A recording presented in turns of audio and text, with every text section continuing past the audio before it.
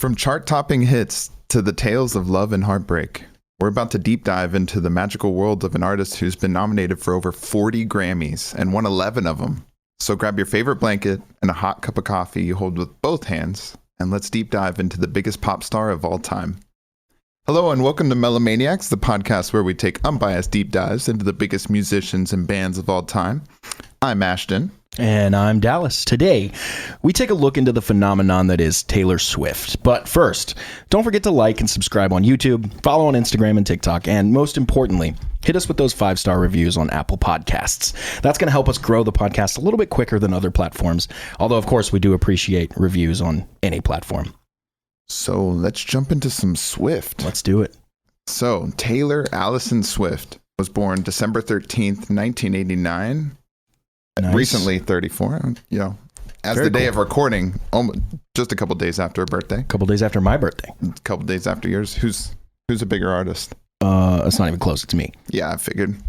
She's working on it though. I think she's taking good steps. She's doing good. She's doing all right. Yeah. Anyway, she was born in West Reading, Pennsylvania, to parents Andrea and Scott Swift. And this is probably surprising for most people because she almost kind of rewrites her history as from Nashville, but that doesn't happen for a while in her story. Yeah, imagine having the last name Swift, like just that's your real last name. It's so cool. Yeah. It's so, when people have like names that are already like great stage names, it's like, ugh. Yeah, it's awesome. Not fair. Anyways, it was in Pennsylvania that she would grow up on a Christmas tree farm. And I feel like that would have been pretty awesome personally. Her life is a Hallmark movie. Right. Even like nowadays when I still go with my family up to the mountains to get like a Christmas tree, and the inner child comes out. It's awesome running around like the Christmas hot chocolate. Yep. Family, both hands dogs, on the mug. Yeah. Both hands on the mug at all times. But anyways, Taylor was definitely like a special child. She was born with that like ambition and determination, like right away from the start. And her parents could basically identify this, and she probably got it from her parents because they were both pretty successful in their own fields of work. Andrea was a mutual fund marketing executive, and Scott was a stockbroker for Merrill Lynch. Okay. So they were very financially set most of the time. And they were pretty ambitious with their careers. Although towards their Taylor being born and the follow-up of her brother, they kind of take a little step back as far as being ambitious with their careers. And I just realized, imagine being Taylor Swift's brother. Yeah, I know. Well, they have a really good relationship. We'll talk about them a little bit. In fact, we're about to talk about them now. Well, in a little bit. I forgot I was going to say Taylor was named after the musician James Taylor. And also because Taylor isn't a gender specific name, and Taylor's mom really wanted to give her a name that was androgynous so that on a business card you wouldn't be able to tell male or female, because Andrea had a lot of struggles in the business world being a woman. Yeah. And you got to think about the times. There has been great steps in equality here recently, but if you go back, towards 80s and 70s, it was a different time. And so she wanted to give Taylor basically even ground with men. Yeah. And now her business card just says Taylor Swift, that's it. And she just hands it to anyone. Yeah. And like, I don't need this. I know who you are. Exactly. So Taylor's early musical memories were hearing her grandmother, Marjorie Finlay, sing. She was a classically trained opera singer. Ooh. Yeah. And also when you look at pictures of her when she was young, literally almost looks exactly like Taylor. Wow. It's like those really high cheekbones, because Taylor Swift to me looks like an elf. Because she's got those really high cheekbones. If she had the pointy ears. Yeah, she could totally be an elf. Oh, yeah. Anyways, when Taylor was 3, she was no longer an only child because, like we were talking about, her little brother Austin was born. And she remains close with her entire family, even to this day. Her and Austin are really good buddies. Nice. He's done some acting, I believe. Nothing like too major, but he's in the Hollywood scene a little bit. That's cool. Probably riding coattails, but it's... His business card just says Taylor Swift's brother. Yeah, exactly. It doesn't even say Austin. Taylor Swift's brother. It's got to be a unique situation to be in. Yeah, I always wonder, and they just... I just recently saw a commercial for a show that's kind of playing into that, where siblings of celebrities come up and sing or do something, and the judges have to guess whose sibling it is. That's a good show, right? That's what I was thinking. It's like Masked Singer, kind of. Exactly. So it's like the family members that nobody knows, but obviously a lot of those celebrities still have their families, and their families aren't necessarily famous. Yeah, for sure. You'd never know. So as far as Taylor's exploring into singing while she was young, she sang hymns in church, and early musical inspirations were definitely country focused. So Dixie Chicks, Shania Twain, Patsy Cline, Dolly Parton, which Dolly Parton I almost say has the most similarities, not musically, but as far as career wise, with Taylor. I can definitely see a little bit of each of those artists in Taylor. So she really did draw those inspirations and keep them as a core to her music. And there was one artist that really stood out for her, and that was LeAnn Rimes. Nice. Yeah. And LeAnn rose to fame at the age of 13. And that really was like the number one thing that Swift liked, was being successful as early as possible. And so seeing somebody else do it at a young age was kind of like that. I can do it too. Right. If anybody else can do it, I can do it. And so she identified pretty early on in school that English class, poetry, and any writing exercise was exactly what she loved. She loved wordplay, rhyming, any kind of literature theme. And that kind of stays true with her music and her albums and her lyric writing. And she puts a lot of hidden messages into her songs and on her, not leaflet. Like the liner notes and stuff? Yes, the liner notes have hidden messages and hidden codes in them for all of her albums, which she actually got the idea from the Beatles, who started doing it early on. That's smart. Liner notes, I think, less of a thing nowadays in general, because it's all streaming, you know? Yeah, everything's streaming now, so liner notes are... you got to kind of go search for them. Exactly, yeah. And I was looking up some of her albums so the early albums, she had some like Best Buy exclusives and stuff, and they're like a special version of the album, and those are going for like hundreds and hundreds of dollars. That's weird. And also just heard CDs in general go for a lot because of the liner notes. Wow. Because she was smart. Yeah, the hidden messages and all of them. So although I guess she's not getting that. Not for those. It's being like sold third party and stuff. Yeah. And we'll dive into that stuff because she is shaking up part of the industry with streaming and everything. Sure. Yeah. So when Taylor was young, in fourth grade to be exact, she entered a poem into a national contest called Monster in My Closet and actually won first place. Jeez.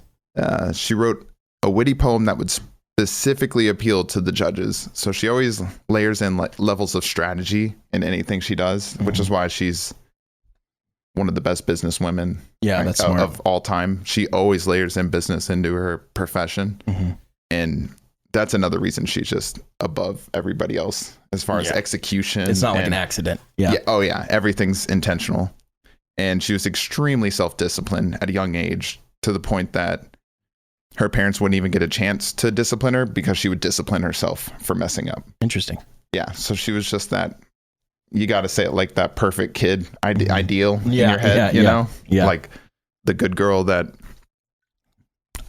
never does anything wrong, or if she does, it's like, oh yeah. And as she grew older, she started incorporating pop into her routine and music listening. So Hanson, I know you love Hanson. You love Hanson. Britney Spears and the Spice Girls. And she loved songwriting, but needed to work on the performing aspect. So she did a few school plays to really help with the stage presence and just getting the voice going, and taking all the singing and acting as experience that would translate to stage life. And at age 12, Taylor decided to add a guitar into the repertoire. Perfect. And her, I was going to say Dallas approved. Add guitar. How old were you? We were in fourth grade. I was 12. When you first touched one. Well, I had one for a minute and I hated it. And then I didn't touch it at all. And then a few years later, around age 12, I got an electric guitar. That's why I was like, it's always the electric guitar, because it was fourth grade. We had that music class where we all had the really cheap acoustic guitars. I want to say mine was like $30. Yeah. And I still just might cheap have classical it guitars. Yeah. But yeah, we played then. And yeah, I was going to say, it was a couple years after that when you really got that. Yeah, it was the red I wasn't one, like right? Yeah, that red one with the white, the white pickguard. Yep. That was the first act. I'll find it here for you while you keep going. Yeah, because you'll immediately, because it was a really cool body shape. Yeah, I can kind of see it, but not exactly the shape in my head. Just the colors are sticking with me. But anyways, same with like you.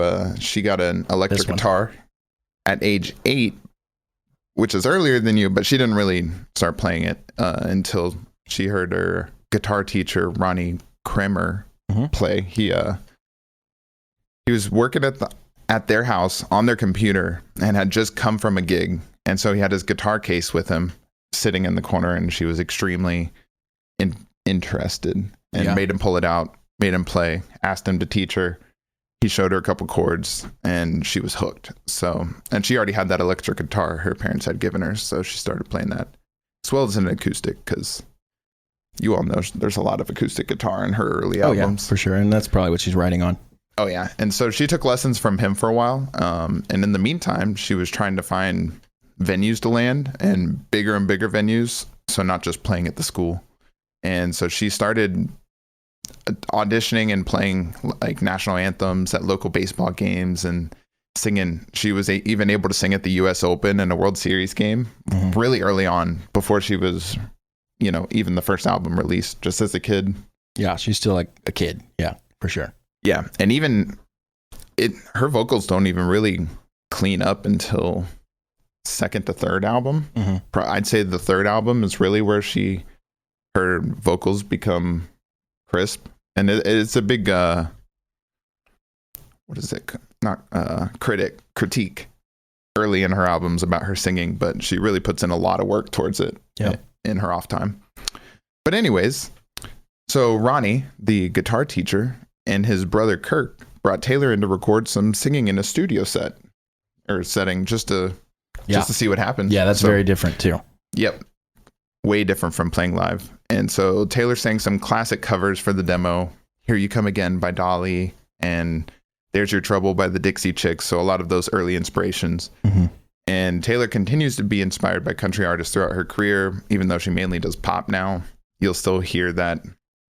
I want to say not Midnights, but the one Folklore and Evermore had a lot of that country brought back, West, which she had kind of departed from for a little bit. So it always stays with her. And I was telling you right before we went live that she'll win awards for one song, and it'll win country awards and pop awards. Yeah, for like the one song or an album. Got both feet. Yeah, she's got both audiences, so she's able to kind of. Too. Oh, I know. Able to double dip, as we would say. Double dip. Anyways, after doing the studio session, Taylor wrote the first song that would debut on her album, Invisible. She was 12 years old. Wow, writing songs that would hit a record. Yeah, that's crazy. And usually those would get scrapped. Exactly. So it's pretty impressive, I feel like. And there were a lot that got scrapped, but that was one of the ones that got to stick around, because she started writing almost immediately as soon as she started playing guitar. Yeah. And just in a log somewhere. That's amazing. So the country-driven inspiration is what led Taylor to the idea of moving to Nashville. She saw that Faith Hill moved to Nashville to land a record deal. So Taylor figured that was the best route for success. It was a hard sell at first because the family was comfortable on the farm and had a second home in Stone Harbor, New Jersey. Nice. After some convincing, Andrea, I'm not sure how you pronounce her name, agreed to bring Taylor and Austin on a trip to Nashville so Taylor could hand her demo off to some record labels. So she was very forward, walking straight into record companies, handing them a demo CD that had a picture of her on the front with the words "call me" and her phone number. She could, wow, what was she, 15 maybe? She would have basically say, "Hi, I'm 11 or 12, there you go, and I would like a record deal, call me." None of the companies reached out, apart from one who kindly told her that her Ford approach just wasn't going to work. Yeah, it was kind of like, hey, that's not going to work here in Nashville. Clearly didn't work. Yeah, but it just kind of shows you that drive that she has and that fearless confidence. Yeah, that's good. It's definitely a very important attribute. Yeah, definitely. And so a few years passed. She was still singing at sporting events and shows, and ended up catching the attention of Dan Dimtro. He signed her to a deal that didn't result in much until a couple months later, when he signed her up for a development deal with RCA Records. Now, there was no option. The Swifties were moving to Nashville. Nice. The OG Swifties. The OG, yeah. So they move off the farm, and this is about the time where they really, both her parents dedicate themselves to helping Taylor become successful. Yeah, that's cool. So they really saw that she had the drive, and now with the deals she had, it was hard to say that it wasn't going anywhere. So by day, Taylor was a normal teenager attending high school and making friends, meeting boys. And by night, she was singer-songwriter. So basically attend school, go home, write music until she went to sleep, unless she had a show, which she was still playing. And that's the Taylor we've all come to love, is that innocent high school girl writing about love. I bet she still does that. Still probably writes all the time. Yep. That's why I was saying I feel like she relates to Dolly Parton a lot, because Dolly wrote a lot of songs and performed a lot and had a lot of success, but Dolly has written so many songs for other people throughout her career. And Taylor's done some writing for others. We'll talk about a little bit of it, but not to the level that Dolly has. But also, Taylor's still 34 in the prime of her career. Yeah, why write for other people when you're writing for yourself? Exactly. Point, you know? I think Dolly started writing when she got a little older, not wanting to perform all the time. Then it's easy to just sit in a studio, write your stuff, have other people go and do the hassle of performing and doing the live stuff. Definitely. Anyways, Taylor loved all aspects of lyric writing, including the rhyme, storytelling, wordplay, and she was pretty self-aware of her talent and situation, being younger than most aspiring artists. And she knew with a young age, it has positives as well as a lot of negatives in the record company. And so the record label she was under at the time, RCA, definitely viewed it as a negative. They wanted her to wait to get a little older because they weren't sure if she would appeal to the general country audience being so young.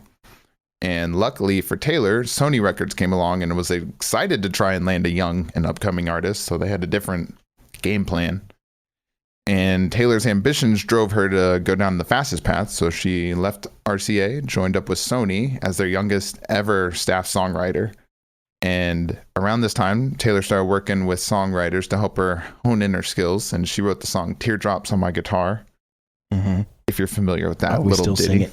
Yeah. And around this time. And she was 14 when she wrote this one.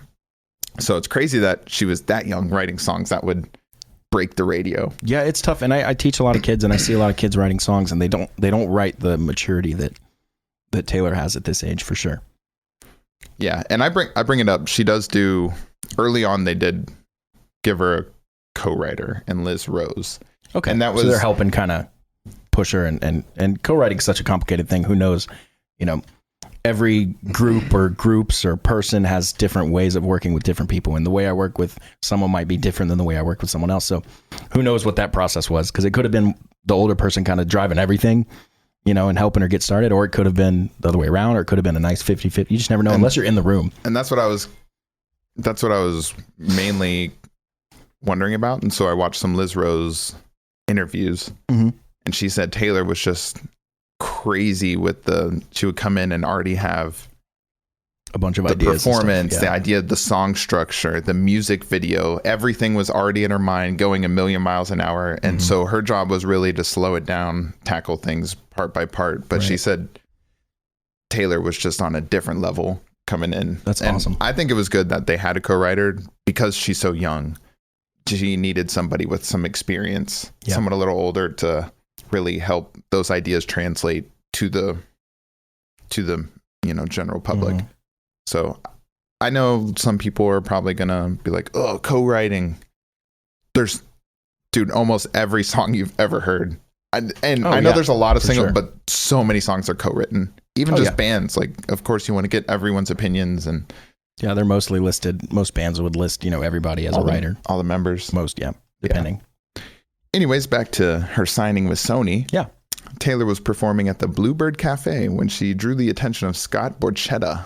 And Scott was a record company veteran. He had worked for MCA and Universal. And so he was starting his own label called Big Machine, and needed a new star to kind of be the face of his new label. And so in that coffee shop, he decided it was going to be Taylor.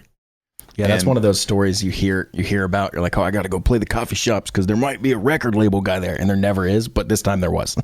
Yeah, and that's what's cool about, I guess, this is why Taylor wanted to choose Nashville, because the chances of a record label guy being at a random coffee shop in Nashville way higher than I was just most in, other cities. I was just in Nashville, and our Uber driver said, hey, you're in Charlotte, you're buying 5 lottery tickets, but here you're buying 1,000. He was like, you're playing the lottery either way, but you have a much better shot here. Yeah, that makes sense. We were talking about moving to Nashville and stuff. Of course, the Uber driver was a musician. Started.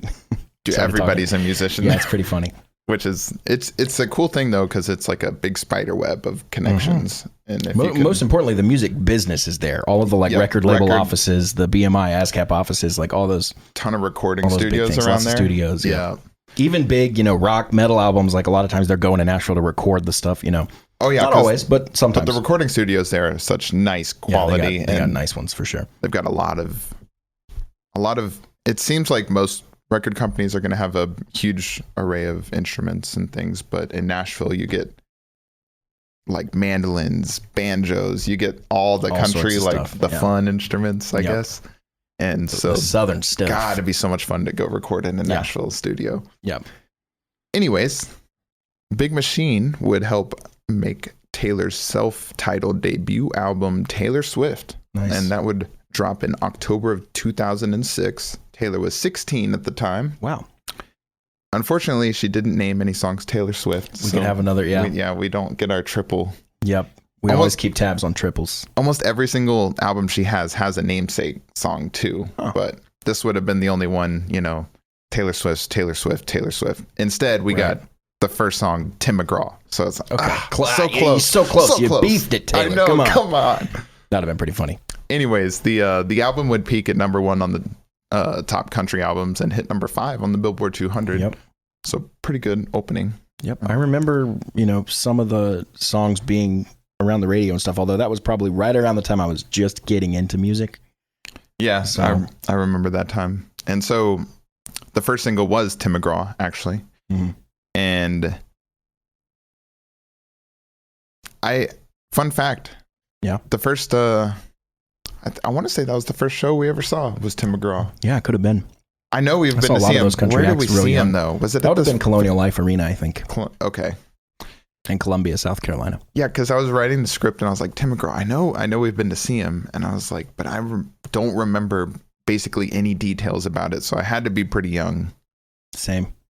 I don't remember much, but I do remember that I've been to one of his shows. Exactly. So I feel like it would have had to have been at that arena. That's got to be the first one.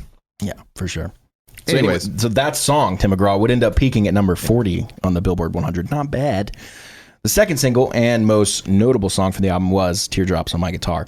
That's insane. The song lit up every country music radio around the country, all the stations, which broke the top 15 of the Billboard 100, peaking at 13. The third single from the album was Our Song. All these are still hits, which Taylor wrote in 9th grade for a school talent show. The song was a huge hit with her classmates, so she decided to add it to the album. Worked out. As far as the charts, it hit number 16 on the Billboard 100. But more impressively, it hit number 1 on the Hot Country Songs chart. There's so many charts. She was the youngest to write and sing a song that hit number 1 on the Hot Country Songs chart. Insane. She's setting records already at like 15, 16. Yep, right away. The fourth single released from the album was Picture to Burn. I'm not sure I'm familiar with that one. It peaks at 28 on the Billboard 100. So as far as the Billboard 100, she's already killing it. She's got, 3 or 4 in the top 50. Yeah, Picture to Burn is just a real classic country sounding song. Oh, cool. It's a good one. And the fifth and final single, and also one of Ashton's favorites, Should Have Said No. Ooh, best one from the album. It also peaked at number 1 on the Hot Country Songs and hit 33 on the Billboard 100. Impressively, the song was written and added to the album 2 days before the album was mastered. That is very late. Oh, yeah. In the process. Mastering happens last. Overall, what a successful opening album, going 7 times platinum to date. It's had a lot of time. It started huge, and it's had a lot of time to kind of stay huge. So that explains those numbers for sure. So even though it came with success, it also came with its critiques. So, her vocals weren't very strong at the time, but she knew that. She's still growing and learning. She always said she was a songwriter before a singer, although these days she's killing it, singing-wise. And you can definitely hear the work she's put into her voice over the years. So that's why, we're excited to hear what she has in store for the Taylor's version of Taylor Swift, which that's really cool. Should be coming out anyway at some point. Yeah, we have 2 left, I think, Reputation and Taylor's debut album. Yeah. And so here's an interesting fact, and that she doesn't perform I think, any songs from her debut album on the Eras tour. That's weird. And so, you know how there's so many... Maybe because her version's not out yet? So, and that's what it is she never had a tour for this album. This is the only album that, other than the COVID years, this album didn't have a tour for the album. So there's a lot of speculation among the fans that after the Eras tour, the next one is going to be a full tour just for the debut album, because she never got the tour for that album. Yeah. With the Taylor's version, which will come with a bunch of alt tracks. And the Taylor's version thing, which we can get into in a little bit, is so smart, because she's at the level where she can just pay a bunch of people like, hey, go make the song, make it exactly like the other one. I'll come in and sing it when I can. I'll sing 12 in an afternoon because I sing them every day. Yep.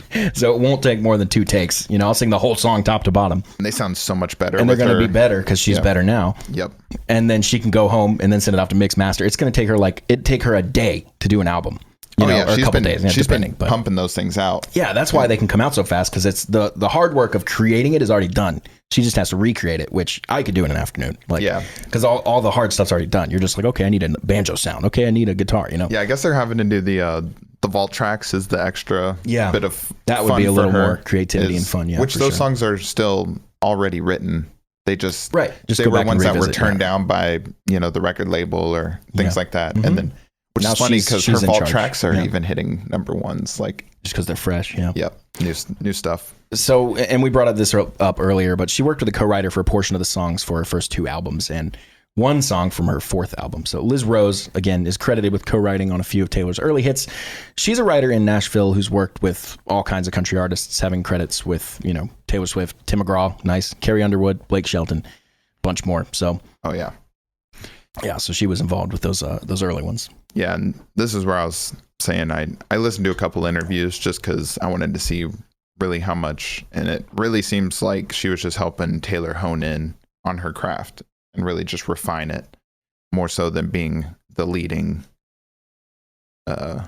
writer, which Taylor still co-writes with a group of people even nowadays, and it's just good to have other people to bounce your ideas off of, because you can go crazy just alone with your own thoughts. So yeah, or I think even it depends on your personality, but you could either get stuck in perfectionist mode and nothing ever gets done, or you could get stuck like first draft done, and it's like you didn't really try to make that as good as you could have. You needed someone there to be like, let's try something different. Yeah, so I think co-writing is a powerful tool.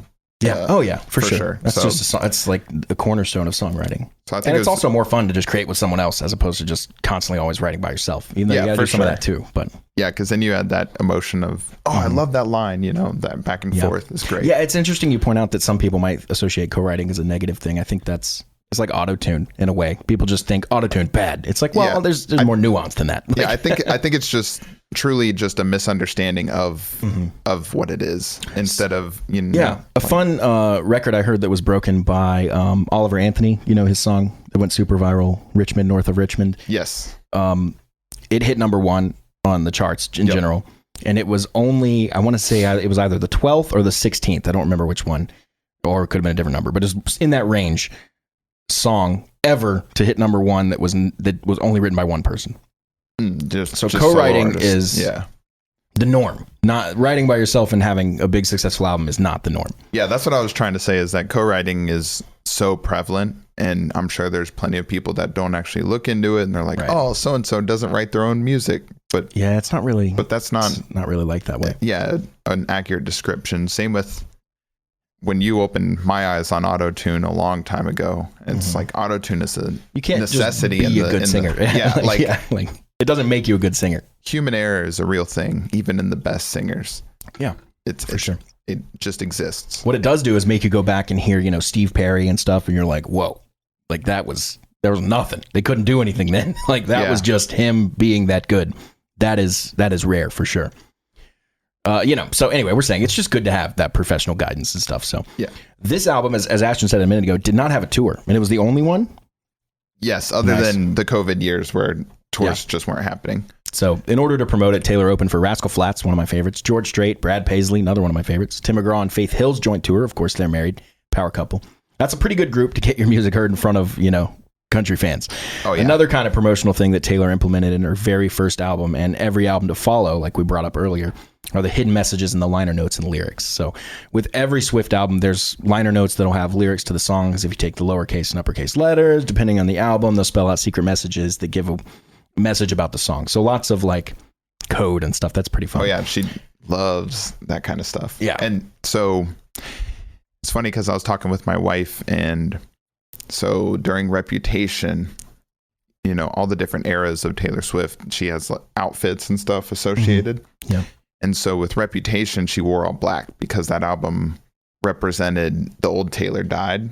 The new Taylor is here to, you know, stay. So she used to wear a lot of black. And here recently, in the past couple weeks, everything that Taylor has shown up to she's been wearing all black. And so people think that's the messages for the Taylor's version of Reputation being released soon. That's interesting. Because and normally I'd be like, nah, that's just coincidence. But with her, I'd be like, oh, that makes sense. She's always so many steps ahead. She's playing 4D chess at all times. And so I just think that kind of stuff is pretty cool. And like I said, she originally got these ideas from the Beatles, because the Beatles had some songs where you could play some stuff backwards and hear lines and some things they did to satanic messages.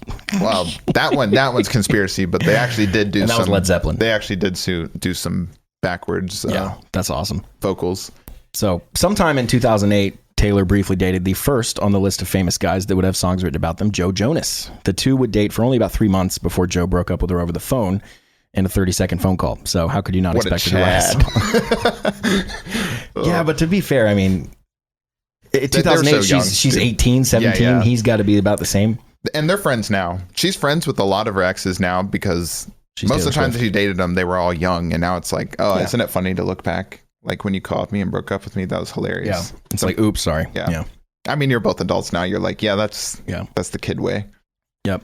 But anyways, later that year in November or the next year, or later that year 2 years. Of the breakup. Sorry. So later the year of the breakup. Most of her albums come out every 2 years. Other than recently, she's just threw 3 at us. And she was like, let's see how many we can release and still make that money. And success. She's like, can we do one a week? Let's bump this up. I got a boat now. Exactly. So anyways, the second album, Fearless, would drop. Oh, man. What an album. You like this one? Oh, yeah. Anyways, this one she would actually help co-produce. Nice. And debuting her producing skills, as you'd say. And Fearless would sit at the top of the Billboard 200 for 11 weeks. Jeez. And in fact, the album holds the record for the most weeks at #1 for a female country artist. I was going to say, we could have a whole other episode where we just sit down and do nothing but just read records she holds or has broken. Oh, it's so many. And it would just be an hour episode of just being like, this one. You pulled it up with awards. It was like... just awards, 600 something awards. Yeah, something like over 1,300 nominated or something. Oh, yeah. So absolutely crazy. Here's another record, the most weeks at a #1 for a female country album, not just the song. This is also the first album on our show that we are going to talk about that has gone diamond. Woo! That's a rare thing. They probably had to make it up for Taylor Swift, huh? It's probably Thriller, actually. Yeah, I was going to say. The album came with 5 singles. The first and lead single was Love Story, of course. The song is a play on the story of Romeo and Juliet that swaps out the tragic ending for a happy ending. That's such good, clever... I notice a lot of great songs have a real simple seed that started it. Like, okay, hey, Romeo and Juliet, but happy. Okay, now we got our idea. Let's write it, you know? Yeah. And it kind of is the guiding light. Or like, I don't know, especially country music, though. There's like a funny little thing like Hardy has a song called Beer. And the whole thing is it's a song written from the perspective of beer. And he's saying like, I was there for you then, I was there for you. That, you know, listen to all that. So it's like just a little seed of an idea creates a good song. So that song, which is Love Story, peaked at #4 on the Billboard 100. The second single was White Horse. I don't know that I know that one by name, at least. Yeah, it's a good song. So that peaked at #13. The song would win her a pair of Grammys, including Best Country Song and Best Female Country Vocal Performance. Already cleaning up. Third single was You Belong With Me. Of course, I know that one. Peaked at #2. The song was inspired by a phone call that Taylor overheard between a touring band member and his girlfriend. So basically, and the whole idea of that song, and it even can't remember if I mention it later. I do believe it came with a music video that won some awards.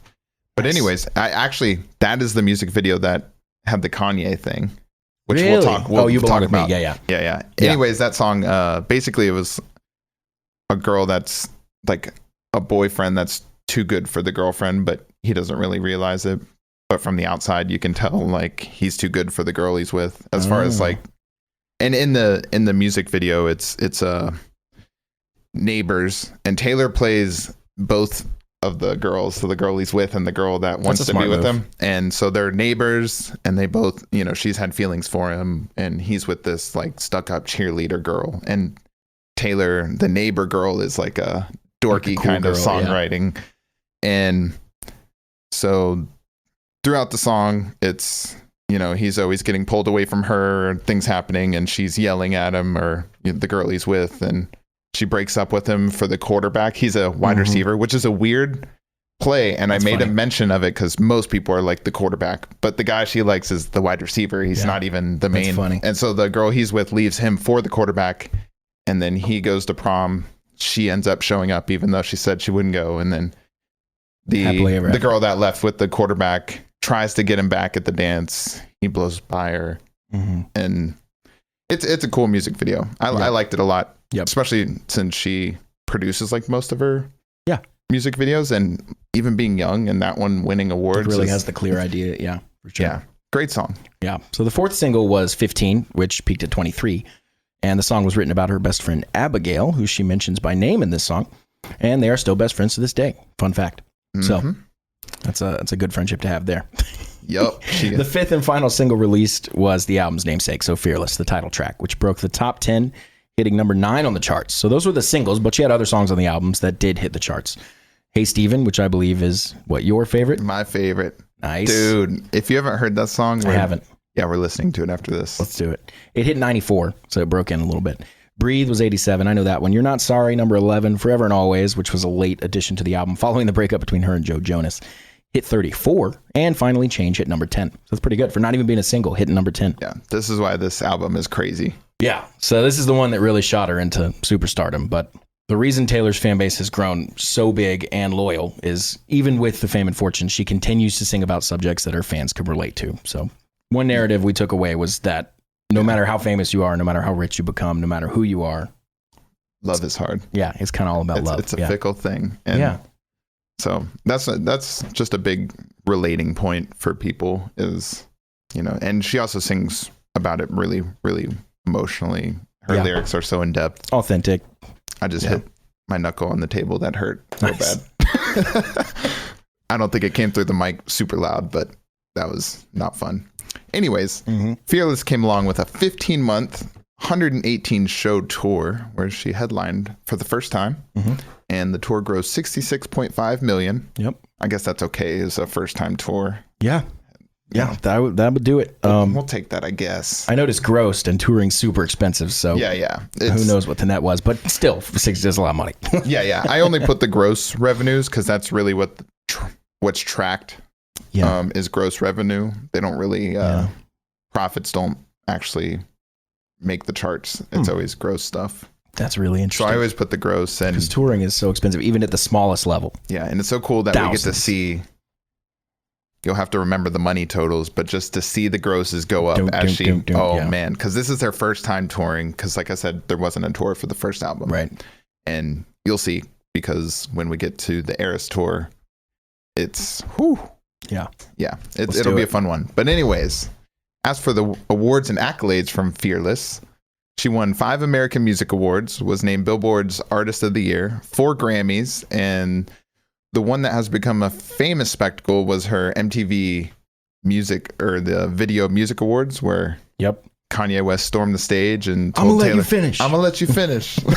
And said Beyonce's video should have won. That's so funny. And she's just standing there like, Yeah, and she ends up, I mean, it was a pretty, for her, she's like a young girl, and then and she explains this, and it's like, after Kanye, the whole audience was booing. They were booing him, but he was no longer on stage. So she's just standing there with an award, awkward, like silence from the people on stage, and just a whole audience of booing. So she had just mixed emotions, didn't know how to feel. Yeah.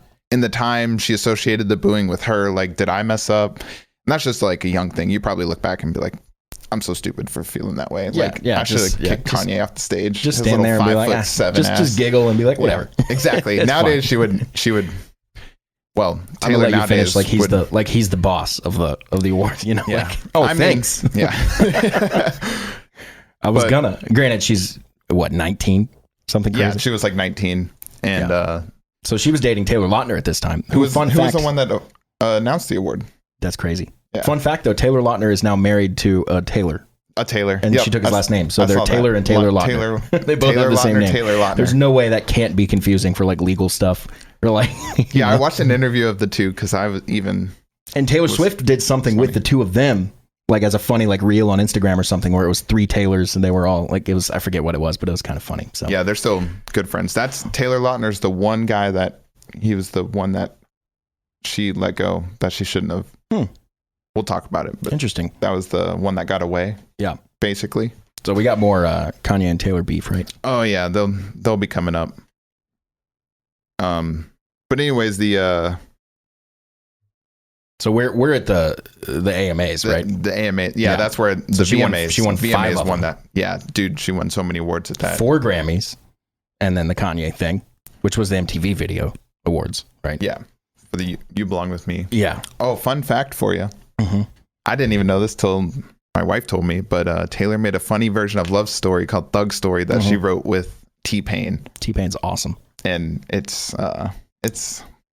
we're gonna take a listen after as well, and that one's no pretty funny. Yeah, I wish I could play stuff here on the podcast, but we don't want to. Yeah, we gotta be careful. Yeah. T-Pain recently released a covers album, and it's got like War Pigs, Don't Stop Dude, Believing. Like he's got a lot of cool stuff on there. Yeah, it's so good, and he kind of does different stuff, but it shows how good of a singer he is, which is funny because the auto-tune famous effect is called the T-Pain effect. So anyway, killer singer. After the VMAs, Taylor actually left Taylor Lautner for John Mayer. Yep, perfect. Which is and we love John Mayer. We are huge fans of John Mayer. And this is when he was doing Battle Studies, I think, because she's on.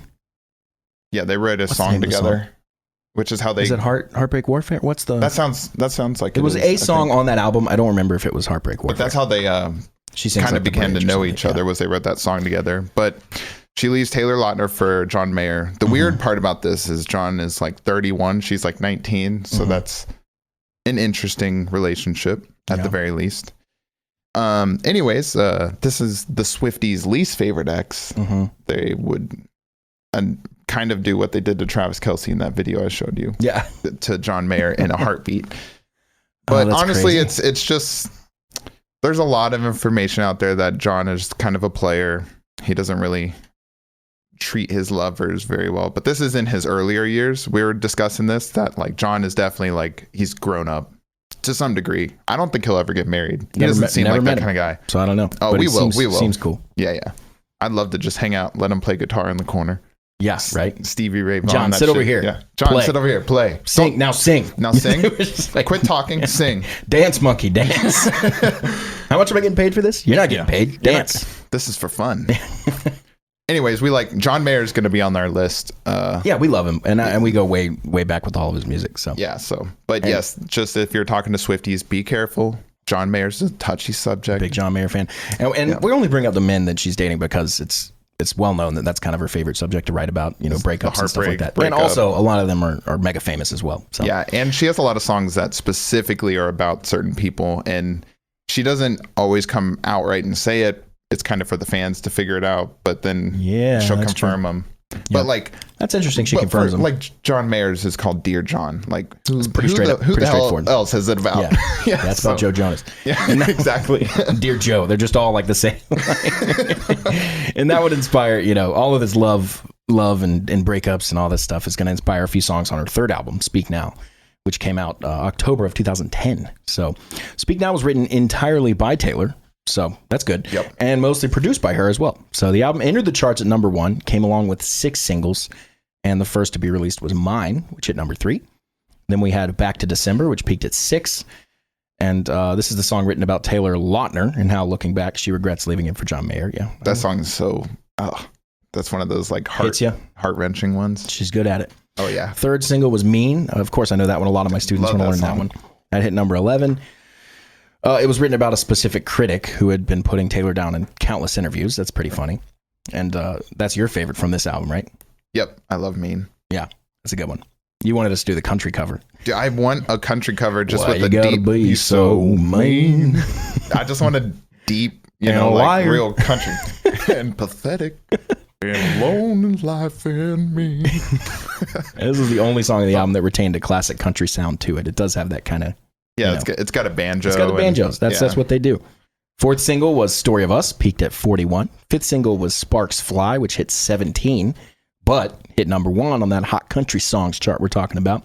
They had to make up charts for her, like Taylor Swift's chart. All of her songs are number 1. There's no number 2. They're just all number 1. She's like, look at this. And the sixth and final single released was Hours, which was released with the deluxe edition of the album, and it would end up peaking at number 13 on the Billboard 100, number 1 on the hot country songs chart as well. So a lot of chart activity. Yeah, and some other songs I wanted to mention was Dear John, like I said. Kind of funny that one didn't. I mean, I guess it did chart, but like it wasn't like one of the lead, you know. Can you guess what that song's about? We said Joe Jonas. Joe Jonas? Yeah. Yep. Nailed it. Just she spelled Joe wrong and then just was like, whatever. Leave it. Whatever. No, we're joking. It's about John Mayer. Yeah. So 5 guess. Okay. We got it. Yeah. We got it in one guess. We got it in one guess. I gave him 5. He got it right away. But it would hit number 54 on the charts. Yeah. And another song, which was supposed to be the name of the album, Enchanted. Yeah. The record company was like, that's too young and girly and fantasy like. They're not wrong. Yeah, they're not wrong. But she wrote it about after meeting Adam Young from Owl City at a party. And the two really hit it off and had a wonderful time. And then he did a responding cover of Enchanted. Mm-hmm. And he changed a few lyrics. Like at the end, he says, he mentions her by name and stuff. Yep. And changes it like, I was enchanted to meet you too. Added the 2 and stuff. That's crazy. It's such a cool little interaction. Yeah, that's a fun little thing. And we love Owl City. Oh, yeah. Owl City. Yep. Big fan. thumbs up. Big thumbs up. We got to do him. Dude, I know. Because there's another thing. Another thing we need to do is, because we have little different lists we keep, a list of bands that are just really one guy. Like Gorillaz would be one, basically. Yep. Owl City, I think, is it Hawthorne Heights? Another one is like just one guy. I can't remember if it was them or not. No, it was. It's not a big one, but I know you said The Rocket Summer was one you showed me. A while ago. That was one dude. Him. Who else? What are other? There wasn't Hawthorne Heights. Bands? I'm trying to think of the one that I'm thinking of. It'll come to me later. Okay. So, anyways, that album. So we're talking about not Enchanted because that wasn't the album, but Speak Now. Speak Now. I've had to teach Enchanted a few times. I have to teach a lot of Taylor Swift songs. Yeah. Fun fact, she pulled, or her record label pulled, whoever, all of her music off of like the Tabs app. So anytime a student wants to learn a Taylor Swift song, you have to like get real creative, and because every other song's on there ever, but no Taylor Swift songs. As soon as you pull one up, it says it's been removed for copyright. So it's interesting. Big on that. Anyways, Enchanted, the song, hit 19 on the Billboard 100. Nice. The album was followed by a world tour that kicked off in Singapore. Nice. Yep. So it was 100 shows that resulted in 104.2 million in gross sales. So already we're almost doubling. Yep. So the last one was 66 something. Yeah. So definitely taking some steps forward. Yeah. And before I get into the next album, which happens to be one of, if not my favorite albums, we need to talk about the next few guys that Taylor would have relationships with after John Mayer. She had a relationship with Jake Gyllenhaal. Nice. Important name because Dear Jake. Dear Jake. But after they broke up, she briefly dated a Kennedy. Wow. Connor Kennedy. And then after him, Harry Styles. Nice. And so while on her Speak Now tour, Taylor began writing for her 4th studio album, Red, which I'll probably say is my number 1 favorite. Yeah, a lot of people really like that one for sure. It's really hard. I have like a top 3, and it's definitely Red, Fearless, and Midnights. I don't know what order, but maybe Red is one. But the album was titled Red because it described the color of her emotions. So like, AKA a bleeding heart. It was kind of her biggest heartbreak album of all. And so when listening, you can really tell that she was just really torn up, like truly brokenhearted. And it led to her best breakup album, I feel like, other than Midnights, which is a really good one. Yeah. And it was released in October of 2012. I don't know if you see a theme, but October and November are the release times pretty consistently. And the album sat at the top of the Billboard 200 for 6 weeks, only being the second musician to have 3 albums sit at the top of the charts for at least 6 weeks. Second to the Beatles, of course. She's already up there with the Beatles. That's nuts. Yeah. So the album would go 7 times platinum, and the lead single would be her first number 1 song on the Billboard 100, which is We Are Never Getting Back Together. Yeah, I like that one. Yeah. It's kind of rocky. And the second single released was Begin Again, which hit number 7 on the charts. This song was about Connor Kennedy, for anybody wanting the details. Yep. And the third single was the album namesake, Red, and the song would peak at number 6 on the charts. The next single released was I Knew You Were Trouble, which peaked at number 2. Mm-hmm. So close to 2 number 1 songs. Yeah, that's not so close. And the final single released was State of Grace, which peaked at number 13 on the charts. And now I have to mention a song from this album that wasn't a single, but might go down as one of Taylor's biggest songs among her fans and critics, and which is All Too Well, which is a heart-wrenching song about her breakup with Jake Gyllenhaal. Mm-hmm. It's so good. And this is the song she teamed up with Liz Rose again to co-write, and they wrote this as well as a 10-minute version that was released on the vaults for the Taylor's version of Red, which ends up being the longest song to ever hit number 1 on the charts. Wow. It's a 10-minute song. That's amazing. Still reached number 1. That's insane. Like I said, the critics identified this as her best song. It was a song she put on the album that when I was watching the NPR Tiny Desk, she said, this is a song that I wrote that meant a lot to me, but it wasn't a single, and I just had it on the album. And her fans identified it as, oh my God, this song is so good. And they elevated it as like, so it kind of goes down in history as her best song to this point. Nice. And Red would be followed with a tour, and it grossed $150.2 million. Yeah, she's making $50 million leaps here every time. Yeah, that'll start to change. Yep. Her graph looks exponential.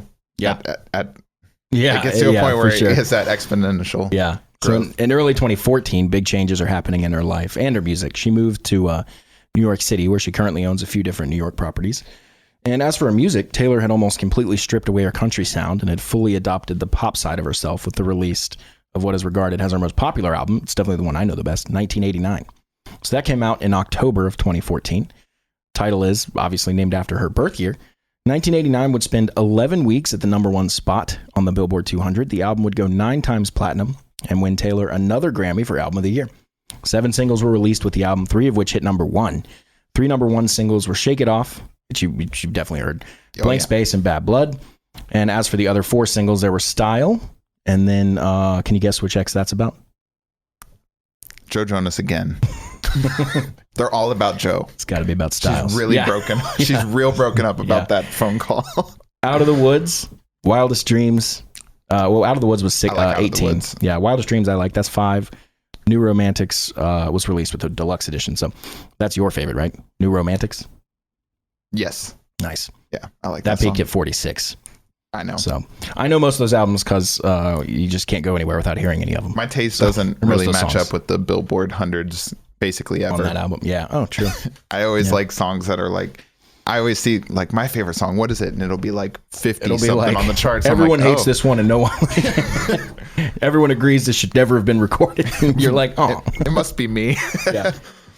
Anyways. Yeah. The album was followed up with a tour, another world tour, which took 7 months to plan and 3 months to rehearse. So they really put in. I mean, she puts in a lot of work into her shows as far as the dress rehearsal, the dancing, the this one went like antics, full pop. Oh yeah, and they become way more expensive with a pop setting than a country. Yep.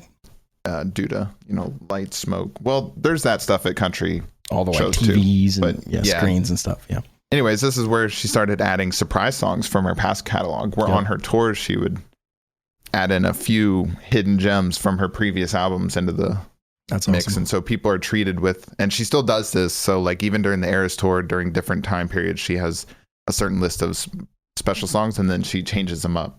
So it's not always the same thing. And anyways, this tour would gross $250.7 million. So now she's jumped by 100. Climbing, getting up there. Yes, sir. Still not at your numbers. No, we're what, 800-900 million starting. Yeah.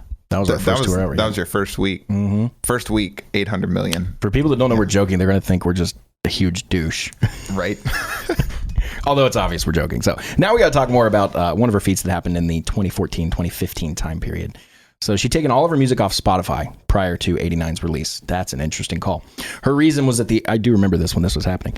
Her reason was that the ad-supported free version was undermining the premium service, which offered higher royalties to musicians. So when you hear about stuff like this, It's actually, I'll save my comments for the end here. Let me finish what I was saying. So following this in 2015, she criticized Apple Music for not paying out royalties to artists for all music listened to in the free 3-month trial, because they were doing that. The next day, Apple Music announced that artists would receive royalties from the 3-month trial. That was a huge win, not just for Taylor, but for all musicians with their music on streaming services.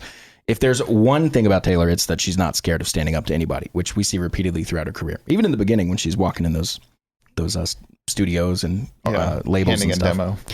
Yeah, so a lot of people will see this and be like, "What? You don't need any more money. What? Like, come on." It's not that. Anytime you see artists doing this, it's not necessarily for themselves, although it could be.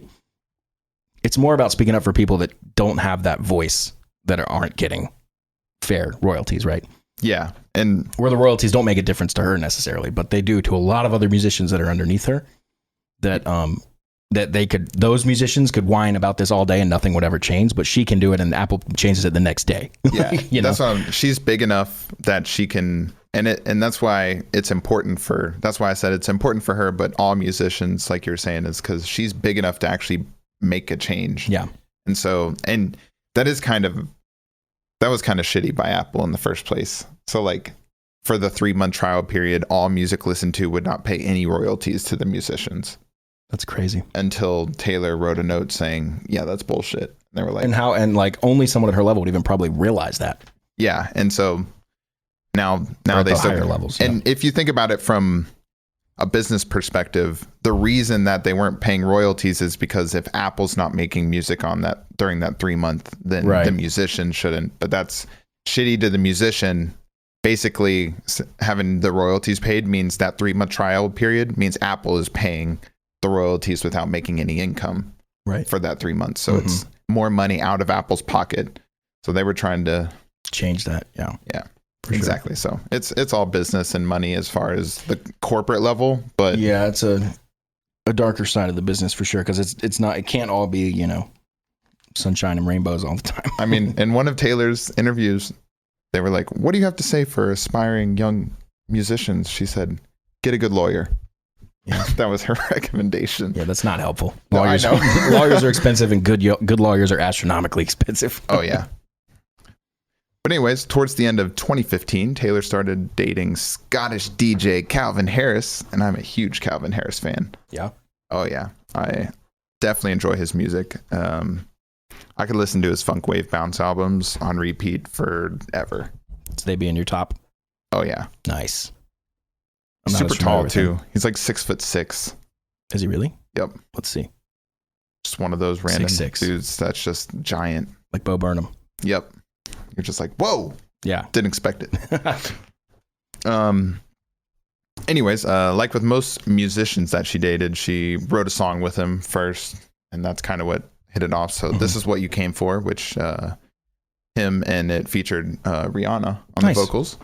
And after Calvin, she dated Tom Hiddleston for a little bit. That's Loki, right? Yes. Yeah. Briefly before dating the man that she'd be with for 6 years, Joe Alwyn. So now we're like done with the boys, really, because she dates Joe until recently, which the Midnight's album is kind of about their breakup. They just broke up, I believe, last year. So now, of course, everyone knows it's Travis Kelce. That's just all over the internet. Yeah, it's crazy. And media. It's crazy that that's such news, but it is.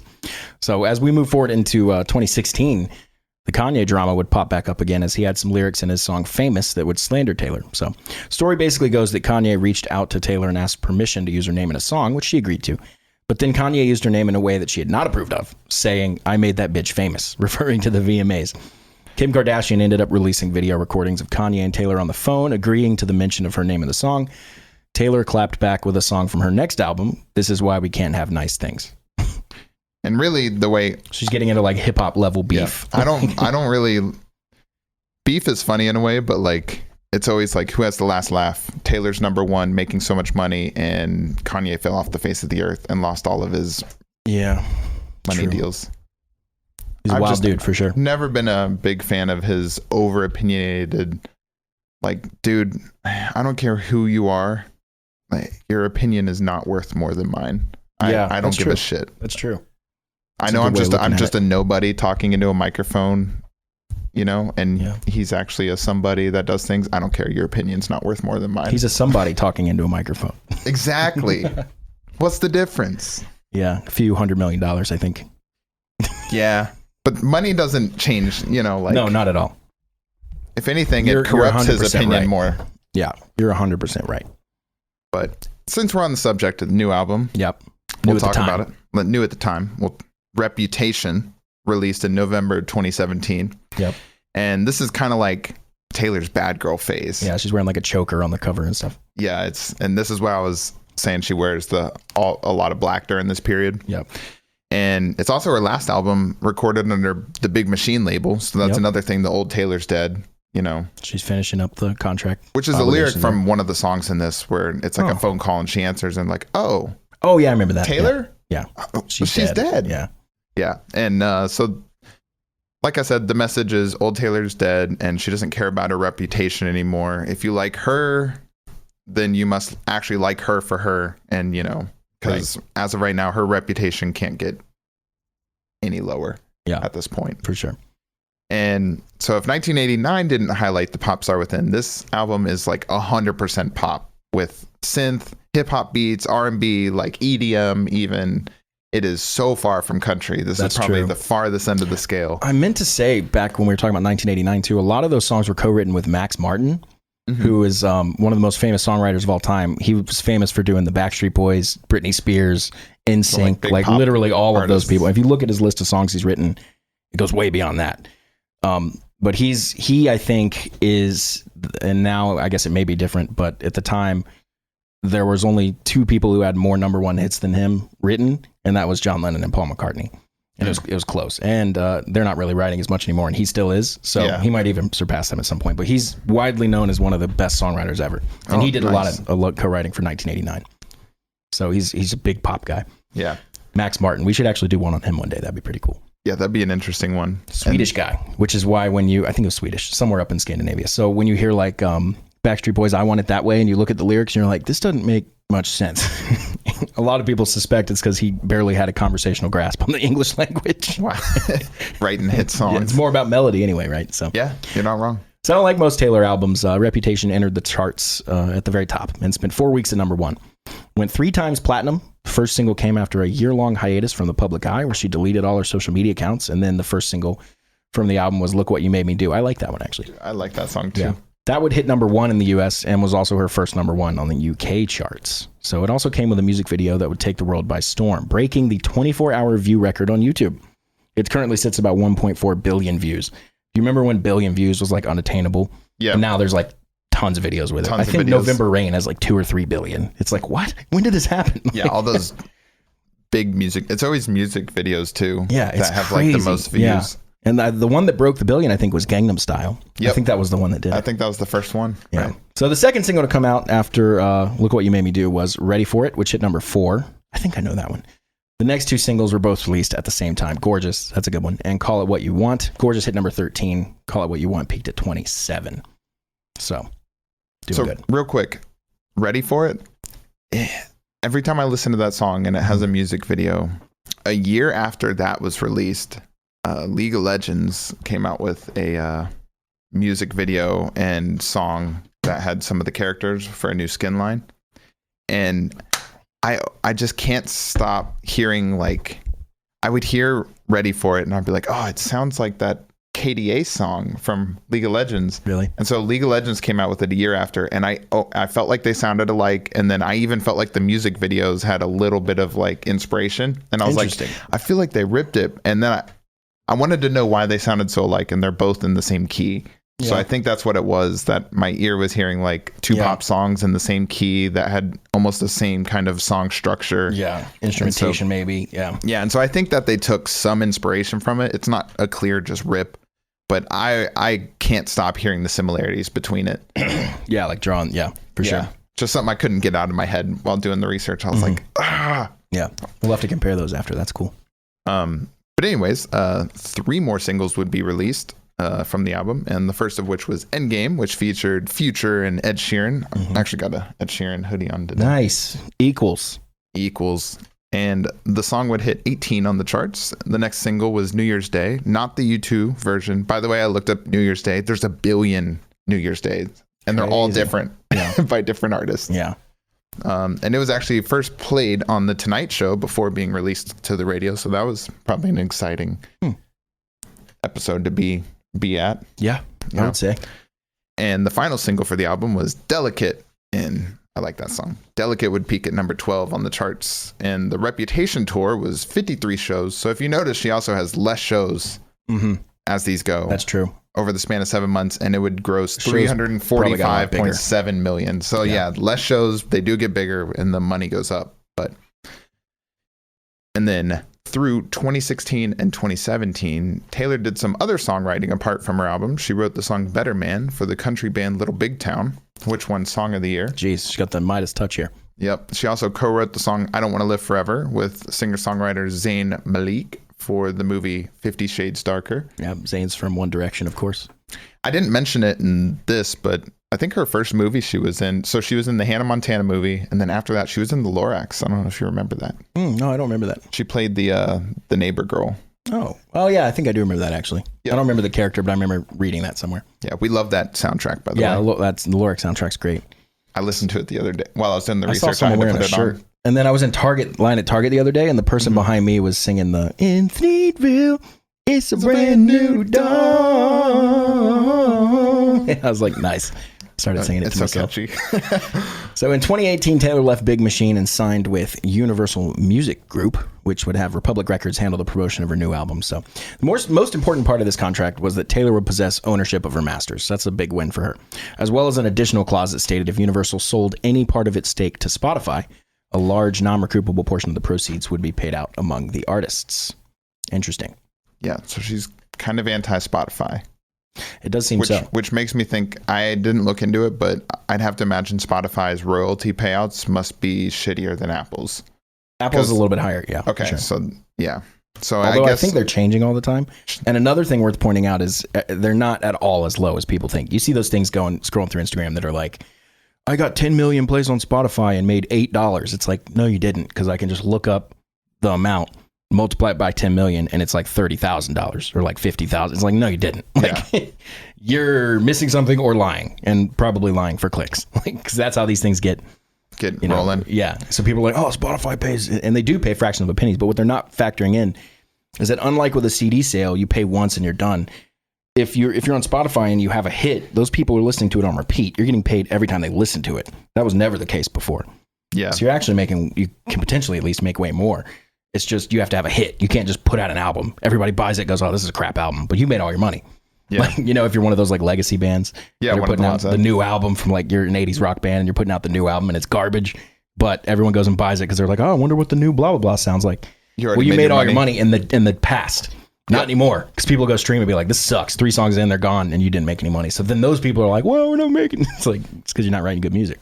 Yeah, you got to write stuff that's worth listening to more than once. Yeah, for sure. But still, she definitely has some beef with Spotify. It does seem so. As I don't know. It's got to be in the finer details of the royalties. And she's got it on a different level as well. So I have no idea how it operates at her level. One of the funniest Spotify beefs is when Joe Rogan was talking about the pandemic, and he's a big guy at Spotify, obviously. Yep. And Neil Young wasn't happy about it and decided to pull all of his music off Spotify in protest, and no one gave a shit. Yep. So funny, dude. You have to be of a certain... And Neil Young thought he was, and then was quickly realized, humbled. You're not bigger than Joe Rogan. Sorry, guy. Yeah. Like, they paid him $100 million. They gave you $0. Yeah. So, anyway, back on track. To album number 7, and this would be the first one under the new label. Yep. Called Lover.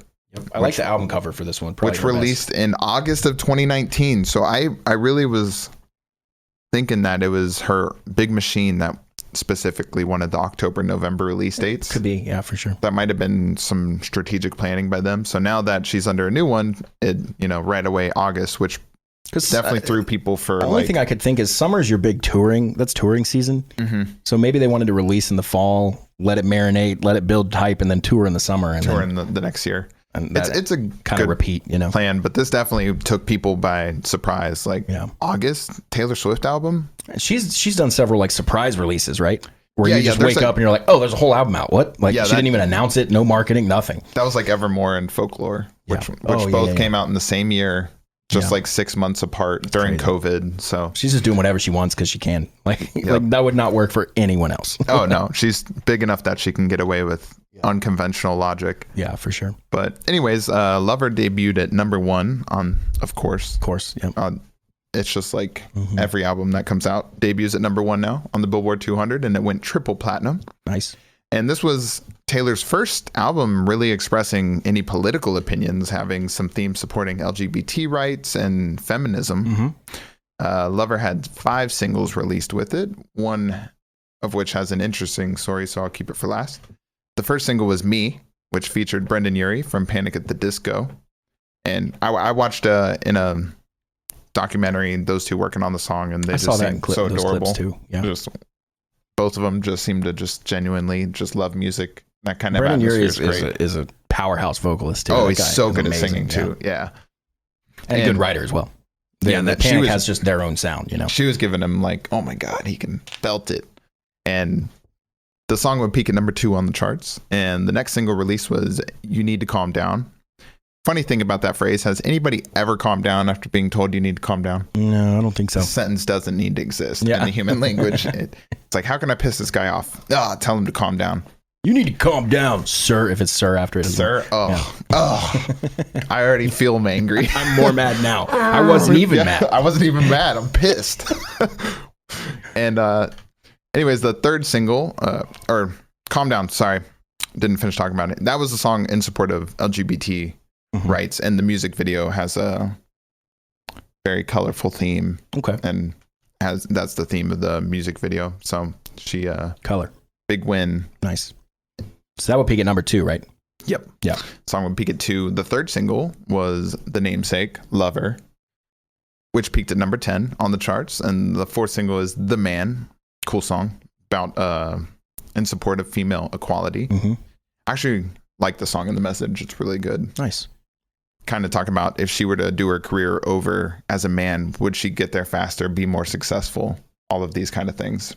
It's audio only, but I made a face like, I don't know how you will you be 6? Like, you got there faster than anyone ever has. Dude, I know. She kills it, but it's kind of just like, if I could, and also more of a message with the man thing. Like, people talk about she has so many lovers and so many of that. Right. But if she was a guy, she would be the man. Like, oh, dude, you're dating all these girls. Like, nice. Still kind of is. But she's a girl dating these guys. So it's like, there's Taylor with another guy, kind of like, if she was a man, it would be a different view. So there's some layered things in like that. Makes sense. So the track peaked at number 23 on the charts, and the weird one, Cruel Summer, which you're probably familiar with right now. Yep. Because it was the 5th single release for this album, but it wasn't released until this year in 2023 during the Eras tour. It was originally planned to release in 2020, and because of COVID, Taylor wanted to delay it.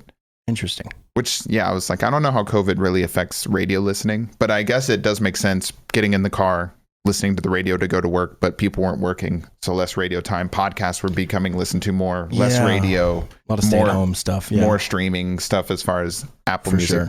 So she wanted to delay it. Yeah. And this song would end up hitting number 1 on the charts this year.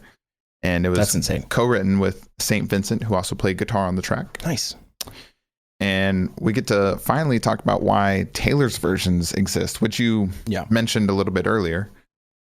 So Taylor wanted to own her masters from her 6 albums that were recorded under Big Machine. And Big Machine basically said they would sell her the masters in exchange for a new album being recorded per album that she would purchase. So since she had recorded 6 albums under Big Machine, they basically said, we'll sell them to you if you record 6 more new albums with us. Right. And she basically immediately gave them a big fuck you. Yeah. That's not a very good deal. And so, what, do they own the new 6? Like, is she in the same situation, Like, if she was going to do that. Oh, yeah, probably. Yeah. It would be like an endless cycle. Yeah. And so anyways, he basically was like, that's not going to happen. And so Scooter, a talent manager for... Scooter Braun. famous. He discovered Justin Bieber, a lot of other people. Yeah, so he went and purchased all of her masters basically during that contract discussion period. And she decided that I don't need anything to do with Big Machine, and started re-recording her albums, like you said, which is not too hard of a process. But in doing so, she was able to record it with her new vocals, which are way better than a lot of her old vocals. Yep. She's able to add vault tracks. And because of these re-releasing, she's been able to hit #1 on charts with songs that she's able to like cash in twice, which is really smart. The reason she's able to do this though is because whenever a song is recorded, there's two sides of the copyright that can be owned. There's the publishing, which is the actual song, not the recording, but the song. So if I were to print out on a sheet of paper what the melody is and what the lyrics are, that's the song. It doesn't have anything to do with the guitars or the drums or the beat, none of that. Then there's the master. That's what the recording studio creates. So that's the actual recording. So when you're singing along to the piano lick, you're singing along to the master more so than the song, right? So two sides of it. And she owned her publishing, so she's able to go record as many covers of her songs as she wants, because the only person who needs to sign off on it is her. So she can do that. The masters are what we're kind of being fought over. So that's why now we have two versions of the song, two masters of the same song, right? Yeah, and so she's just re-recording it and calling it Taylor's version. And and she got her entire fan base on her side, and the sales of the Taylor's version have been insane. I was at, we live right behind Target, that's why I say Target so much, but we were walking there the other day, and there was a minivan driving by, and a sticker on the back said, we listen to Taylor version in this house, or something like that. Yep. It's a lot of that stuff, like Team Taylor, she kind of gamified it a little bit. Yeah, and really nobody else can pull this move off. And I feel like nobody else could even explain what was going on in a way that fans would be like, okay, got it. Like, it's so complicated. And even so, most people I don't think fully understand the legal mumbo jumbo. It's just like, oh, Taylor said this, we'll do that, Yeah. Didn't you tell me a story about Aerosmith having to hit a certain amount of charting songs to win their masters? And they didn't remember. And then there's some weird stories, like I think Michael Jackson bought the Beatles master, something weird like that.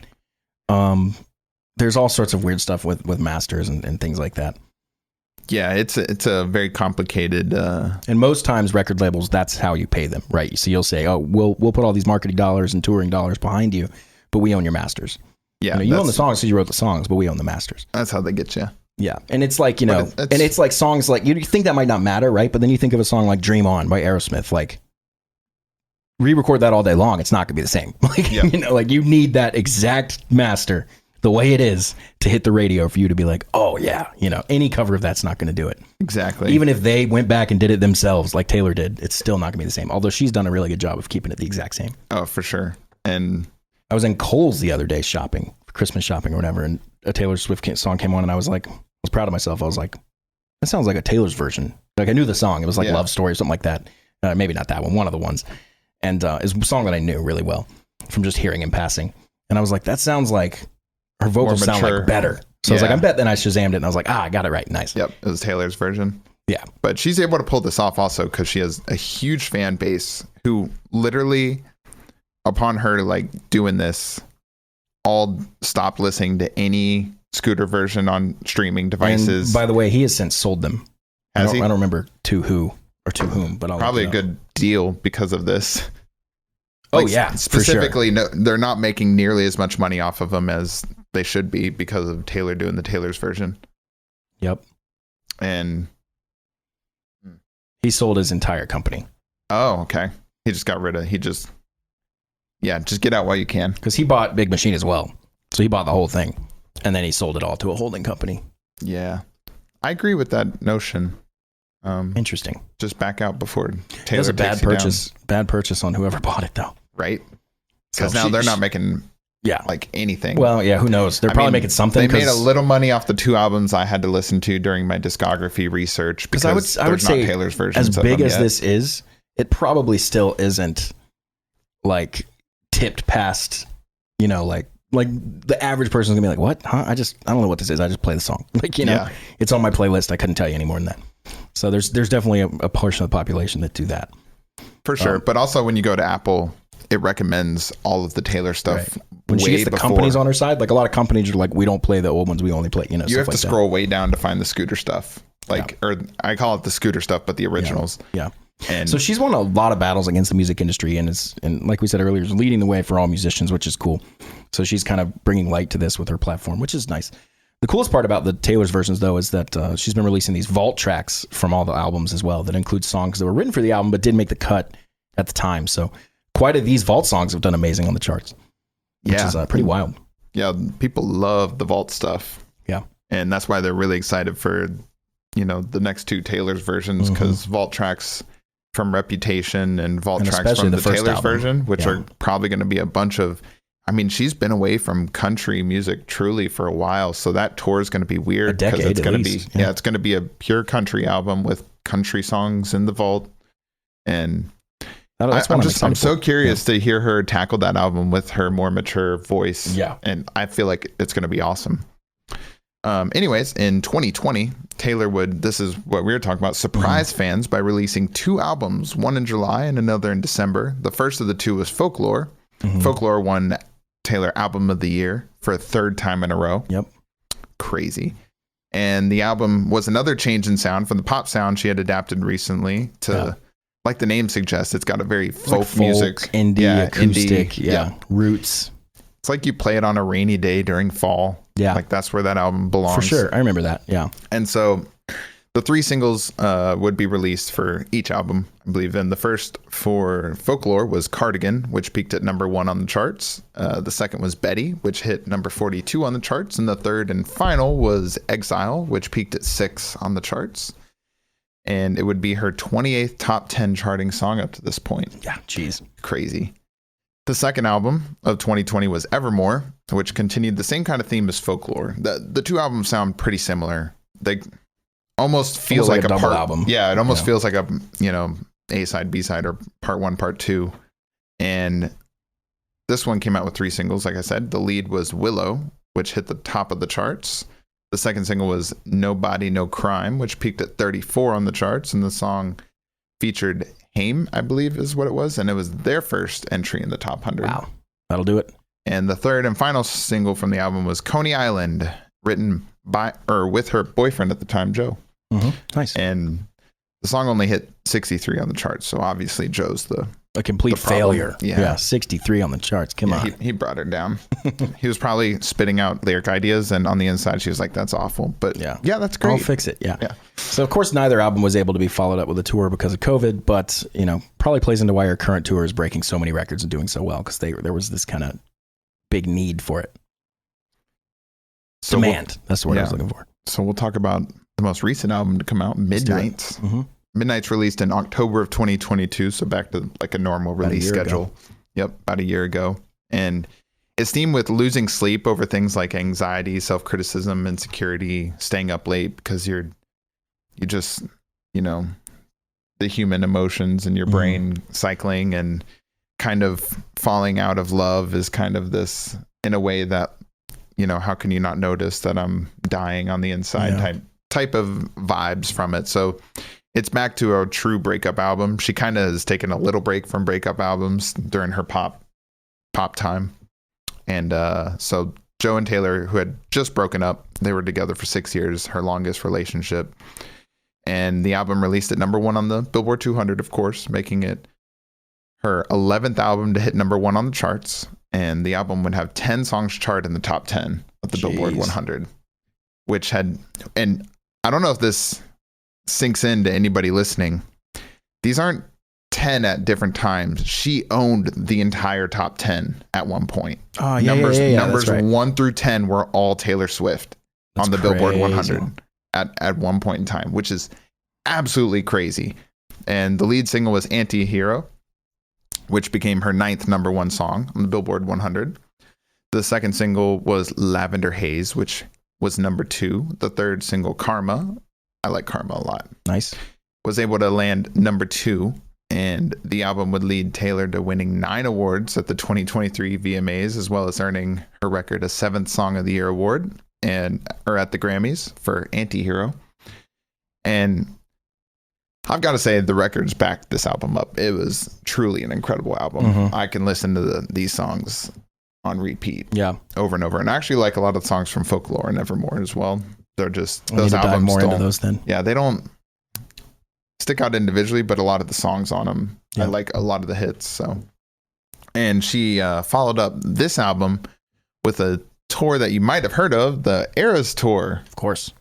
And this tour would encompass songs from all of her previous albums except for the debut album. So she takes a little bit, which is why it's called the Eras Tour. It's a couple songs from each album, which is a different era in Taylor's career. And the tour was accompanied by a film, which actually I didn't mention, but a lot of her tours came out with a... Right. I love that. Yeah, some so kind of video. It, yeah, almost every single one did. So she does everything right by business, you know.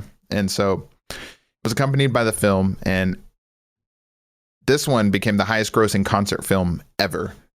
Yeah. So it grows 200 like Marvel numbers. Yeah, it grows 250 million worldwide.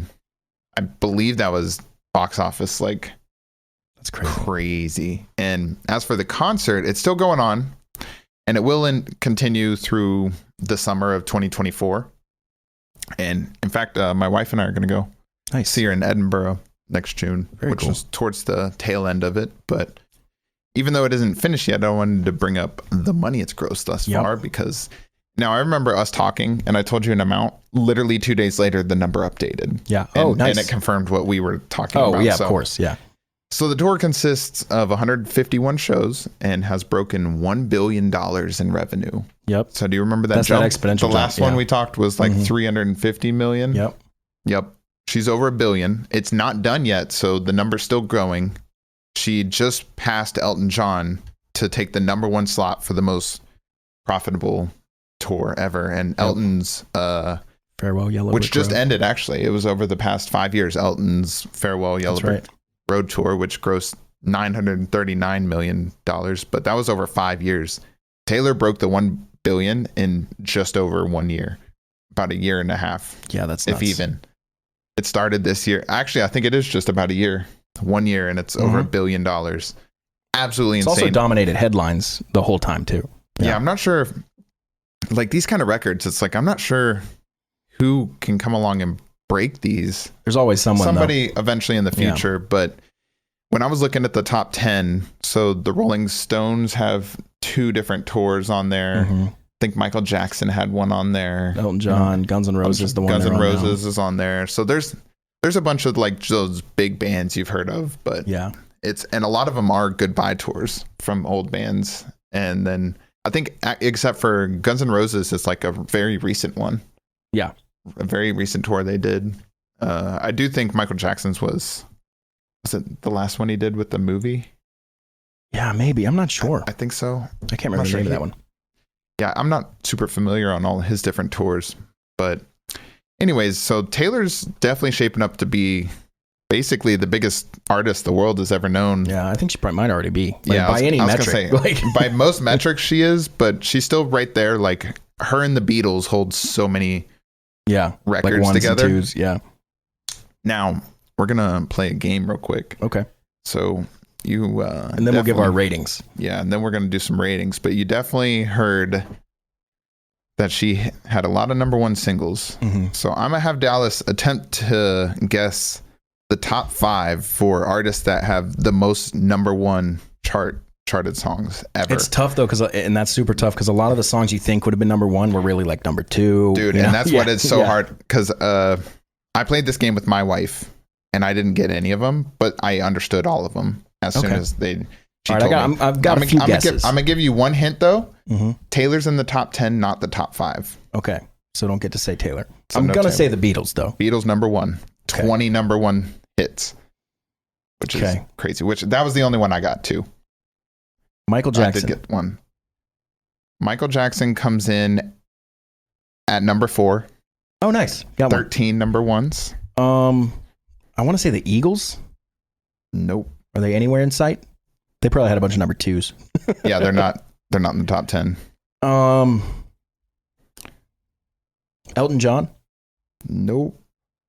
So for the other ones that we're looking at, you named, well, I guess Michael Jackson's king of pop, but the other 3 are pop artists. Like modern, past? More so modern. Okay. Like Rihanna. Rihanna is #3. Nice. with 14 number ones. That's insane. So you've guessed number one, I don't know, number like maybe 3, Eminem and number or something? 4.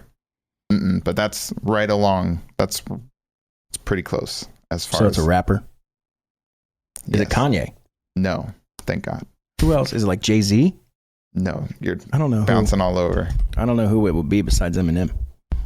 I don't know rap very well, though. As soon as I tell you, I'm not very familiar with his music, but as soon as I tell you, you'll probably be like, oh, that makes sense. Okay, tell me. Drake.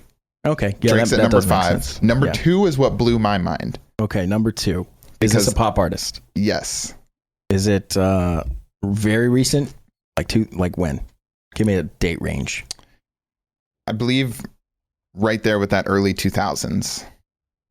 See, I would have guessed Taylor Swift. Me too. But she's at 11 or Taylor's Is it at like 11. Tupac or number something? I ones. guess he's a little younger than that.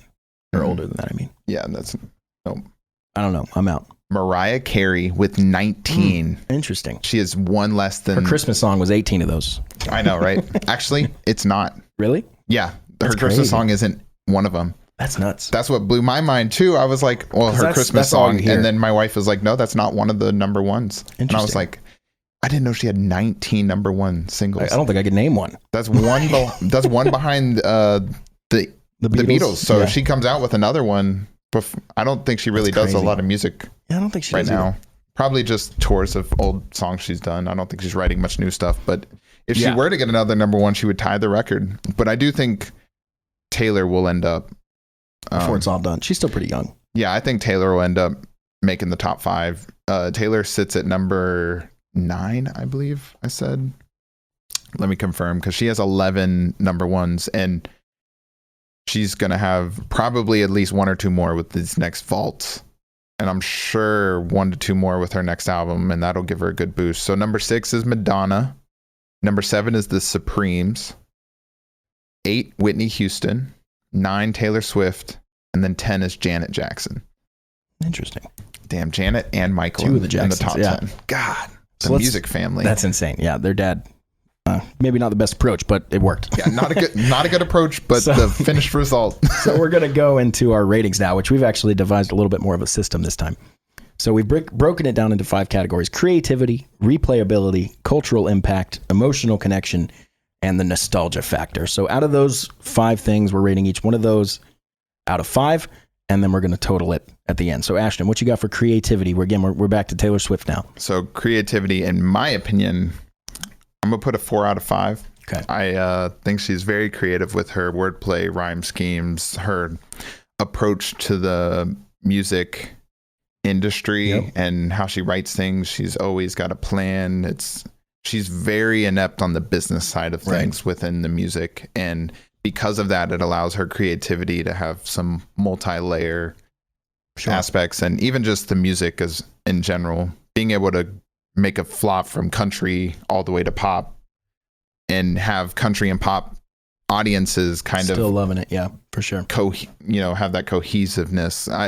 Most people know that people that are fans of a genre typically don't like other genres Or actively hate them. yeah, or actively. And country is one of those ones that if Yeah. you don't listen to country, most people hate country, but Yeah.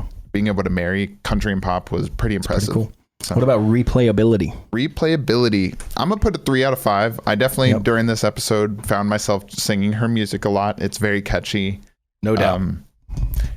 And she definitely has a lot of good lyrics. So being able to go back, listen, especially listening to her music while reading the lyrics, is an important thing with Taylor. So I think she does have a lot of replayability. I put 3 out of 5 just because her music isn't exactly for me. I definitely need a certain aspect of drums and instruments. And when you listen to somebody whose main focus is lyrics and the singing, that other stuff is just kind of left up to the Producers producer. and stuff, yeah, to put that stuff together. So you're not really listening to Taylor for like that sick drum beat or that awesome Yeah. guitar solo. Yeah, None true. of that exists. You Yeah. listen for her lyrics, her songs. So And I put my replayability at 2 out of 5. I guess we should probably do each one together. So my creativity was the same as yours, 4 out of 5, just because of the development of her career and how it's managed. You know, lots of bands try to reinvent themselves or artists, but they fail a lot of times. And she's done massive success every time. Replayability, 2 out of 5 for me. A lot of the same reasons. yeah, And then we're on to cultural impact, where we both had the same score, and we decided to 6 out of 5. Yeah, we decided to break the mold here and put a 6 out of 5. A little extra credit for her there. Yeah, because she absolutely kills it with. Yeah, I mean, literally, Swifties can like swing a vote. They change the economics of a city when she comes to town. Like, that's not a joke. Yeah, she's actually actively good for the economy right now. Like, she's helping boost the economy solely. Emotional connection. This one, we both had the same. Yeah, we might get some flack for this, but it's a 1 out of 5. It's a 1 out of 5. I don't think there's any flack for that, just because I'm not a teenage girl, and I wasn't a teenage girl when she came out, and that's a lot of her target audience. So the reason I'll just say that is we're not her target audience. It has nothing to do with whether it's good or bad. I'm also not the target audience for Victoria's Secret, but doesn't mean it's a bad company. Like, yeah, that's what I tried to explain to Nicole. I was like, her music's great, and I really appreciate the connection she has with her fans. It's just not my connection. So like when we're listening and Nicole is over there and she's just having a heartfelt moment listening to the Taylor Swift song, like, oh my God, can you just feel like her emotions? I'm like, no, I've never really felt like that before. So like a lot of the emotions and things Taylor sings about, I've never felt that way. Yeah. Especially about her views on relationships and things like that. And also we're just two dudes. You know, we don't really go that deep into the emotional side of things. No, and you so, good? Yeah, cool. Yeah, exactly. Perfect. Even though you say that with Taylor, she's got a whole album inside that expresses everything she feels in every detail. And so the emotional connection isn't there for me. And that was definitely one of the things that I was hoping would change when I dove into this project. But even through it, like, I can listen to it. It's just, it doesn't, I have nothing in common with it. So that brings us to our 5th category, nostalgia factor, which for me is a 1 out of 5 again, just because, again, it's not my target audience. I wasn't in nostalgia factor. I think is going to be a lot of like what you listened to when you were young, like what brings you back. And that was just not this for me. So that's a 1 out of 5. Which is why I put a 2 out of 5. Still kind of low for that one. I heard her a little bit. I definitely remember it being when she first came out, it was a thing. Like if you were a guy and like Taylor Swift, people would not make fun of you, but it would be like, guys would almost be like, yeah, I like Taylor Swift, like coming out of the closet, like, yeah, I listen to Taylor. Yeah. It was definitely, she's Justin definitely focused for a female audience. That's just the facts. Yeah, for sure. And so yes, I can still listen to it, but that's what goes into our scores. Definitely. So that brings your total mathematically to a 3 out of 5 and my total mathematically to a 2.8 out of 5. So right around kind of middle, slightly above halfway. Yep. That's not bad. If I had to rate it as a Swiftie, what do you think? 6 out of 5s for all? Yeah. Yeah, probably. Yeah, for sure. And she's nothing like against she's getting a 6 out of 5 total. But like if I were to rate this for Nicole, she would probably give 5 out of 5 for creativity. Of course, 5 out of 5 for replayability. I mean, we put 6 out of 5, but 5 out of 5. Yeah. Emotional connection, she's going to be probably at a 4. I'd say. And then nostalgia is going to be 4 because Nicole grew up with Taylor, listening to her albums along the way. She's getting like a 4.8. Yeah. Yeah, she's going to get a huge score. It's her favorite artist, so that makes sense. That's awesome. But overall, it was a pretty fun. Fun. That's project. A great one, and it's really relevant right now. Yeah, that's why I liked it because I've never really given Taylor a ton of time. Of course, I've listened to her music because it's everywhere. You can't go anywhere and not. I described like 4 stores I was in. Exactly. You can't not hear Taylor Swift. And so I've heard her and her hits growing up and, it like Shake It Off, of course, taking over with the Screaming Goat video and, and then, things like that. The It's Me, I'm the Problem, that went viral on like TikTok and Instagram and stuff where people would just do a picture of their cat like spilling over the bowl, stuff like that. And it was that song in all of them. So like she's definitely been, yeah, she's around. And so it was really fun to listen to all of her music. And now I can connect with my wife a little more on it. And now I don't mind when she plays it in the car because I find learning the deep history of artists always makes me like them more. Yeah, for sure. Or rather, I should say I've yet to encounter where it made me like them less. I just really respect her work ethic and her drive to be better. And there's always good stuff. There's so many things that are awesome about Taylor Swift. And so yeah, for sure. It was good. But anyway, great episode. So that'll do it for us today. Melomaniacs, thank you so much for listening. I am Dallas DeWhite. And I am Ashton, no last name. No last name. Last name redacted for legal reasons. And anyways, just wanted to remind you guys to don't forget to like and subscribe on YouTube, follow on Instagram, TikTok, and most importantly, hit us with a 5-star review on Apple Podcasts. Yes, sir. We don't care if you can give us a 5-star on any platform that you listen to. We appreciate all reviews, but Apple Podcast still is the best way for a new podcast to grow. Yeah. So, but anyways, next time we'll be diving into kind of a weird band, but a huge band that I also would say has a very unique fan base, and that's Tool. So stick around for episode 4 where we deep dive Tool. See you guys there. Bye.